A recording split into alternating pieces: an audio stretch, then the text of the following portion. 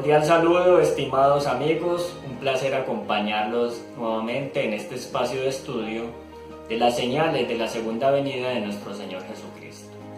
Hoy vamos a continuar con la tercera parte del tema que veníamos hablando sobre esa primera señal, es decir, la aparición de los falsos cristos. En el primer tema hicimos relación al hecho de que se refiere a falsos maestros, a falsos profetas, personas que se introducirían en la iglesia de Cristo encubiertamente, ganando para sí el favor de las multitudes, pero a su vez engañándolas y traficando con ellas. En el segundo video notamos que tras estos hombres falsos maestros aparecería un sistema de engaño total dentro de la iglesia cristiana, conocido como el hombre de pecado o el hijo de perdición, es decir, un Judas dentro de la iglesia que se sentaría a gobernar la iglesia de Cristo. Lo que vamos a mirar en esta tercera parte es cuándo aparece el anticristo o falso Cristo. En la profecía que vio Jesús en Mateo 24 hay un periodo cronológico y nosotros vamos a mirar a través de la palabra de Dios a qué periodo se refiere y cuándo fue que el anticristo entró en la iglesia y hasta cuándo tiene que permanecer. Respondiendo Jesús les dijo: mirad que nadie os engañe, porque vendrán muchos en mi nombre diciendo: yo soy el Cristo, y a muchos engañarán. Con base entonces en lo que Jesús dijo en Mateo capítulo 24, vamos a tomar la otra parte, y es el complemento de lo que el apóstol Pablo declaró en su segunda carta a los tesalonicenses. En el capítulo 2, a partir del versículo 5, notemos la aclaración que él hace respecto al tiempo de la aparición del anticristo.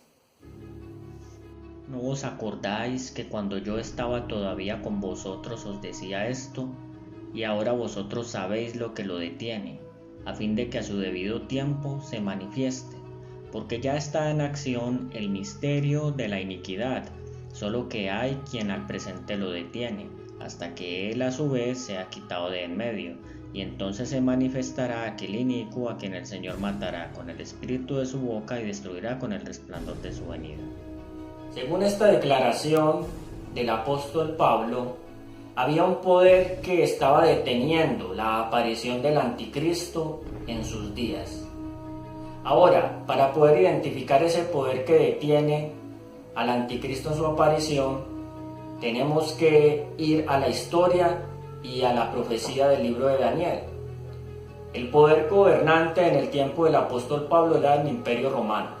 Entonces necesitaríamos encontrar la contraparte de este texto o el complemento en las profecías que señalan la aparición y caída de este imperio.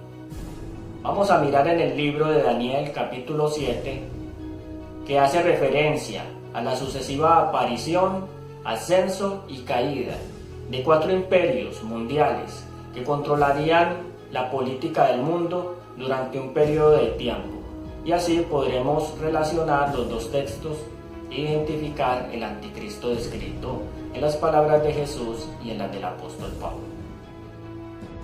Daniel 7, versículos 2-3.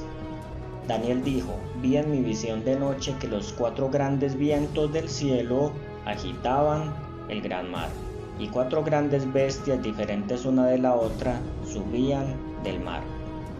Versículo 16. Me acerqué a uno de los que asistían y le pregunté acerca de todo esto. Me declaró la interpretación diciendo: estas 4 grandes bestias son 4 reyes que se levantarán en la tierra. Vemos entonces en estos versículos que hay 4 imperios sucesivos y el cuarto es diferente de los otros, según el versículo 23. Daniel 7:23. Me dijo así: la cuarta bestia será un cuarto reino en la tierra, será diferente de los otros reinos, y a toda la tierra devorará, aplastará y despedazará. Notemos que en el capítulo 7, en el versículo 23, se nos declara acerca del cuarto reino, que sería diferente de los primeros. También notemos la declaración del ángel, su explicación, que de este reino saldrían 10 reyes, y tras ellos otro que sería diferente. Versículo 24. Los 10 cuernos significan que de aquel reino se levantarán 10 reyes. Tras ellos se levantará otro que será diferente de los primeros y derribará a 3 de ellos. Históricamente nosotros sabemos que la aplicación de esto no se puede dar sino al Imperio Romano. Ningún otro imperio anterior ni posterior en su historia tuvo esa sucesión de cambios que lo llevaron a una división en 10 reinos. Nosotros sabemos también que el Imperio Romano dominaba el mundo conocido en su época y que parte de ese dominio era Europa, porque Roma se encuentra en Italia. Italia es un país europeo. Así que la fragmentación de este imperio en 10 reinos es el punto de arranque que nos va a mostrar en qué momento tiene que aparecer el anticristo en la historia. A partir del versículo 24, donde se nos declara que estos 10 reyes o 10 cuernos entrarían después de la caída del Imperio Romano y que tras ellos un poder menor pero diferente, mientras estos eran poderes políticos, este sería un poder diferente. Nosotros sabemos en el libro de Segunda de Tesalonicenses que es un poder religioso, porque ya explicamos que se sentaría a gobernar la iglesia. Entonces se nos dice acerca de este poder que derribaría a 3, es decir, históricamente tienen que haber caído 3 de los reinos que desmembraron el Imperio Romano. Nosotros sabemos por la historia de que esos 3 poderes fueron los reinos bárbaros de los érulos, los vándalos y los ostrogodos. Después del año 476, la potencia que apareció en el mundo, inicialmente pequeña en apariencia, pero que fue creciendo hasta tomar el control y derribar a 3 reinos en Europa, sabemos que fue el papado, que a partir del año 476, tras la caída de los Césares, tomó el control del Imperio Romano. Por lo tanto, podemos identificar en la aparición del anticristo, según las palabras del apóstol Pablo, a Roma como tal. La iglesia romana sucedió al Imperio Romano y lo sabemos porque históricamente no se puede identificar de otra manera. No hay otro imperio que se haya dividido en 10 partes y no hay otro reino que haya surgido tras el establecimiento de las naciones de Europa, sino el gobierno del Papa. Por lo tanto, podemos declarar a la luz de la palabra de Dios que este es el poder señalado por el apóstol Pablo en el libro de Segunda de Tesalonicenses capítulo 2. El poder que lo detenía hasta su aparición era el Imperio Romano. Tras su caída, el papado tomó el control de las naciones de Europa durante un periodo de tiempo, que según el libro de Daniel capítulo 7, versículo 25, sería tiempo, tiempos y medio tiempo. Así que acá tenemos una aclaración. El anticristo no es un personaje oscuro que aparece en el futuro, no. La palabra de Dios señala que él ya apareció y se introdujo en la iglesia cristiana. También nos declara la palabra de Dios que después de su periodo de reinado de 1260 años recibiría una herida de muerte. Esto lo vemos en el libro de Apocalipsis capítulo 13 a partir del versículo 4, pero descrito en forma de una bestia de 7 cabezas y de 10 cuernos. Vamos a leer. Me paré sobre la arena del mar, y vi subir del mar una bestia que tenía 7 cabezas y 10 cuernos. En sus cuernos tenía 10 diademas y sobre sus cabezas nombres de blasfemia. Vi una de sus cabezas, versículo 3, como herida de muerte, pero su herida mortal fue sanada, y toda la tierra se maravilló en pos de la bestia. También se le dio boca que hablaba arrogancias y blasfemias, y se le dio autoridad para actuar por 42 meses, y abrió su boca para blasfemar contra Dios, para blasfemar de su nombre, de su tabernáculo y de los que habitan en el cielo. Y se le permitió hacer guerra contra los santos y vencerlos. También se le dio autoridad sobre toda tribu, pueblo, lengua y nación. A partir del versículo 5, esta bestia tiene las mismas características del cuerno pequeño de Daniel 7:25. Es decir, está representando el mismo poder. ¿Y cómo sabemos que también es el que está en Segunda de Tesalonicenses capítulo 2?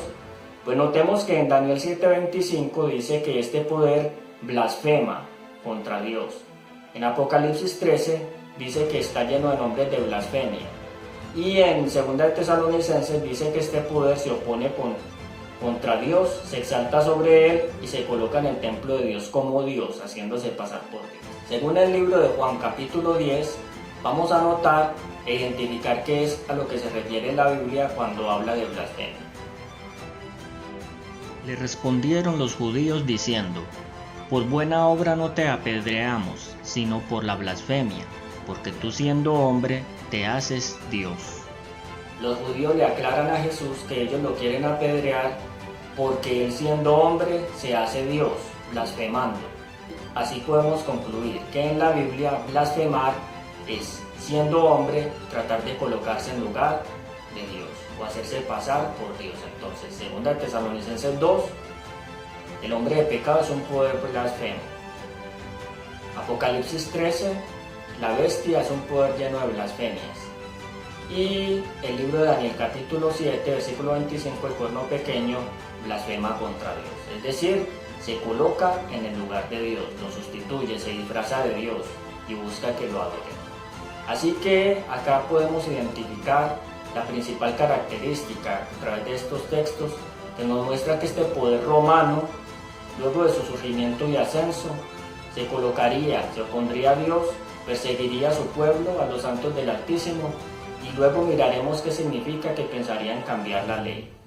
Podemos concluir entonces de esta predicción que Jesús dijo en Mateo capítulo 24, que cuando Él está hablando de los falsos cristos, que engañarían a muchos, diciendo que eran el Cristo o viniendo y hablando en su nombre, está identificando a todo un sistema de engaño del cual hacen parte aquellas personas que se colocan en el lugar de Dios y pretenden recibir los honores que solamente le corresponden a Dios, que se sientan a gobernar la iglesia como si fueran Dios. Y también nos está hablando de todos aquellos que como parte del sistema son sus representantes o tienen una atribución donde se presentan como ovejas, pero realmente son lobos rapaces. Y según el apóstol Pablo en el libro de Hechos capítulo 20, por tanto mirad por vosotros y por todo el rebaño en que el Espíritu Santo os ha puesto por obispos para apacentar la iglesia del Señor, la cual ganó por su propia sangre. Porque yo sé que después de mi partida entrarán en medio de vosotros los rapaces que no perdonarán el rebaño, y de entre vosotros mismos se levantarán hombres que hablarán cosas perversas para arrastrar tras sí a los discípulos. Notemos que en este texto el apóstol Pablo nos declara que estos lobos rapaces serían dirigentes de la iglesia cristiana que después de su muerte entrarían a la iglesia y no perdonarían al rebaño. Así que es importante que al identificar estas cosas no nos escandalicemos, sino que dejemos que la misma palabra de Dios lo haga. Ella es la que nos está confirmando que estas cosas son así, no es palabra de hombre. Tampoco se utilizan estas cosas para atacar a los demás. Nosotros sabemos que en todas las iglesias y especialmente entre nuestros amigos, porque tenemos amigos en la iglesia católica, hay personas sinceras que le temen a Dios y que quieren servirle de la mejor forma que ellos pueden saber. Pero también podemos comprender que la palabra de Dios señala que hay un sistema de error y que es un sistema que se opone a Dios, que lo ataca y ataca a todos aquellos que quieren servirle y obedecerle. Por lo tanto, la palabra de Dios lo denuncia y lo coloca en una posición donde no seamos engañados respecto de sus pretensiones. Suscríbete al programa y participa con nosotros de esta sencilla pero maravillosa labor de llevar el Evangelio a toda nación, tribu, lengua y pueblo. Muchas gracias y que Dios te guarde.